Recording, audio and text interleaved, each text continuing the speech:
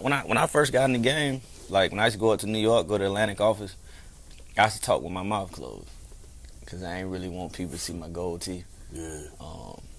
It made me uncomfortable. I told people all the time, my friends would tell you, like, I used to be intimidated by white folks. Like, that just used to be because I felt like they was more superior than me when it came to me being in certain areas, But I feel like, man, when I got to kind of grow a little bit and was able to take off my blinders a little bit,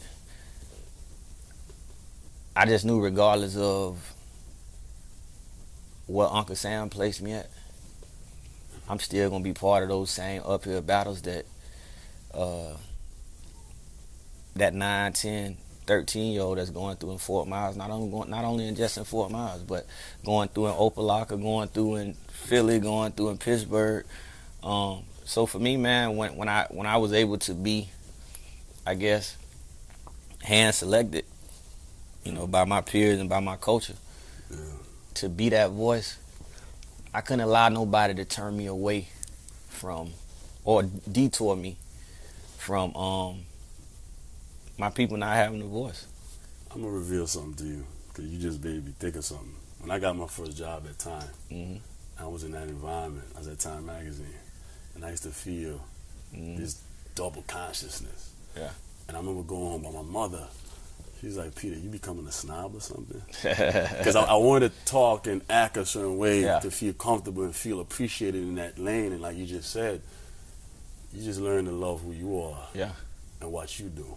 Because what we are, what we come from, especially, like, we trendsetters. I remember a couple years ago being in Fort Myers, we had a place called Bill Branch, and they sold, I don't even know, they sold Ford vehicles. I don't know what Chevy vehicles, they're probably Chevy vehicles.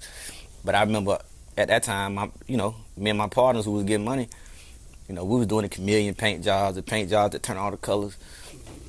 And probably 6 months after that, Bill Branch had a car lot full of these same cars with these same chameleon paints on. Yeah. So when I really looked at it from where I come from, we always been creators and innovators. But a lot of times when you ain't in that financial space to carry out them ideas on a national level, that person who is in that best financial space, they gonna come and scoop them same hood ideas, and they gonna make them work for them on a national scale. So, for me, I think that's the thing that we ain't been robbed of yet, from a music standpoint, and that's to still be able to dictate. I tell people the president, he speak and he does it well. Yeah. But if you told people who went to these different inaugurations that they needed to pay to see him, $50, $100, I don't know if the turnout would be what it is. I like to say that our culture is like the gorgeous woman, but the ugly, messed up dude is making her feel ugly so she doesn't feel how amazing she is.